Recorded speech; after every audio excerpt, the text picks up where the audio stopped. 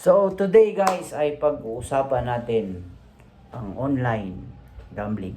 So ayun nga no, for the past few days sikat na sikat ngayon ang vlog nga ni Ivana no na namimigay siya ng iPhone 17. So isa ka rin ba sa nabigyan or sa hindi nabigyan? And then nakapag-create ka ng account doon sa online gambling na link. So ang masasabi ko lang, ang mapapayo ko sa mga nag-create o and gumawa ng account, huwag kayong magbalak na laro. Kasi tandaan nyo guys, sa sugal mas lamang ang talo kaysa panalo. Wala naman siguro kayong nababalitaan na nag-online gambling, online casino na biglang yumayaman. Ang meron lang is yung tumataya sa loto. Yun lang yung nagiging biglang milyonaryo. Instant millionaire. Pero sa pagdating sa mga online casino, online gambling na yan, scatter, basta marami kasi ngayong mga influencer na nagpo-promote ng sugal talaga. So, wala naman tayong magagawa niyan dyan guys. Wala naman tayong magagawa dyan kasi siyempre, sila naman yan content nila yan. And then, sila yung binigyan ng opportunity, sila yung in-approach ng mga may-ari ng mga link, may-ari ng mga pasugalan, sila yung kinuha para i-promote ang kanilang business o yun nga yung sugal. And then siyempre yung bayad kasi niyan, which is siyempre hindi lang pag promote nila yan, siyempre may binabayaran din sila, which is nakakatulong din sa kanila kasi siyempre nagiging income nila yon. So ang kawawa lang dito is siyempre yung mga follower no. Yung nga, sabi nila parang kawawa yung parang pinopromote ngayong imbis na i-promote is parang nakakasira nga ng buhay no. Pero for me naman is depende naman kasi yun guys eh. Isa ako sa follower ni Miss Ivana, isa ako sa mga follower ng maraming influencer na nagpro-promote talaga sila ng mga sugal. Minsan pa nga yung iba hindi siya pag-core license, which is talagang ubos pera mo doon, Pero hindi naman isa ako sa mga follower nila, pero never akong gumawa ng account, never akong pinuksan or inopen ko yung link. So, depende yan guys, depende kasi sa utak ng tao yan. Kahit ang isang influencer hindi mag-promote ng sugal, syempre, internet, ang daming link ngayon sa internet ngayon na isang search mo lang lumalabas na yung mga link ng mga gambling sites.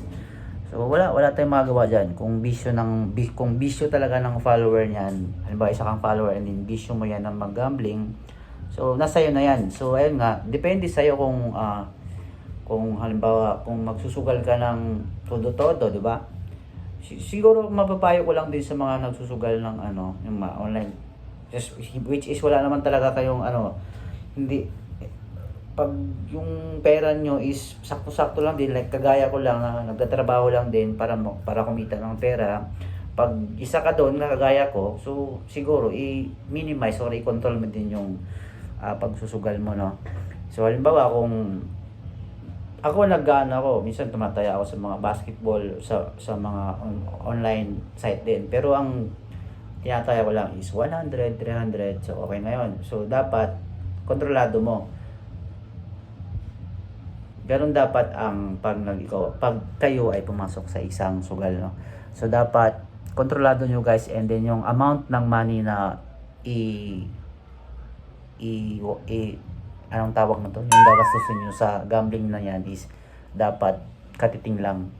Kasi nga, ayan nga, wala namang yumayaman sa sugal, as mas madalas ang talo kaysa panalo pag pinasok mo yung sugal na yan. Kaya yung iba yung mga syempre parang nagiging addict na sila sa sugal is minsan nababaon sa utang, masira yung pamilya nila dahil dyan sa siyempre sa pera. Ayun naman yung mostly na reason bakit nasisira, di ba? Dahil sa sugal.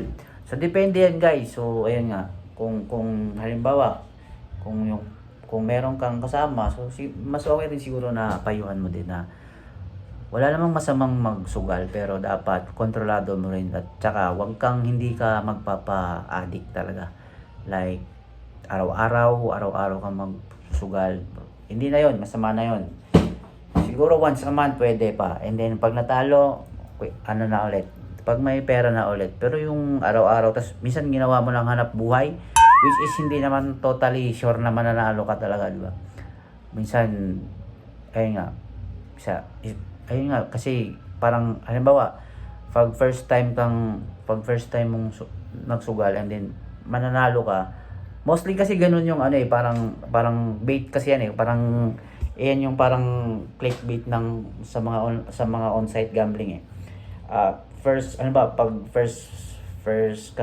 first mong gumawa ng account, first time mong pumunta sa link nila and gagawa kang account, and then once nag-deposit ka kahit maliit na amount, and then once isusugal mo yan doon, malaki yung percent na mananalo ka sa first timer talaga.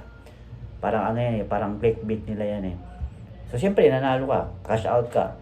So pag naka-cash out ka ulit, and then syempre pag gusto mo naman magsugal, ka-cash in ka ulit, and then yun, tuloy-tuloy na yun. Mas madalang na yung panalo kaysa talo. So puro ka na lang talo nun. So ayun nga, kung sa inom may drink moderately, so sa sugal moderately din. So dapat ano lang, yung kontrolado lang. Wala namang masamang magsugal kasi siyempre kung ang isang tao is ano ba tawag nito? Kung ang isang tao is siyempre may kaligayahan din sa sugal. Halimbawa, kung nag-enjoy ka doon, edi okay lang. At least na hindi nakakasama at walang naapektuhan na ibang tao, no? So siguro yun lang naman about sa sugal. So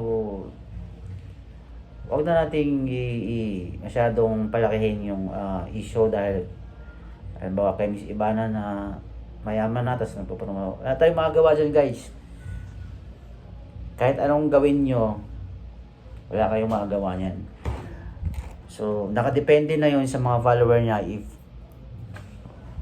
kakagatin yung kailangan magsusugal doon. So yun lang, guys. Peace, yo. Wonder Bisaya. Tak!